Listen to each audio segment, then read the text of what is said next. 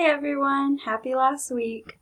I know I'm super excited to finish this semester and graduate. Maybe I'll even see some of you guys at graduation.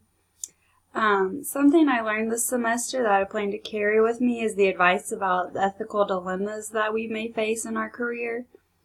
This is important because I'm always worried I'll say or do the wrong thing in certain situations. Something I plan to carry with me is the ethical will.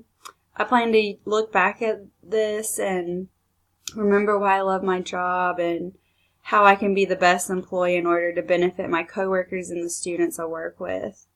Something else I will carry with me is the responsibility I have to work with other departments within the institution in order to create great working relationships. This is something I have been working on since I've learned more about its value and something I plan to continue working on as I grow in my career. Have a great rest of the semester, everyone, and good luck.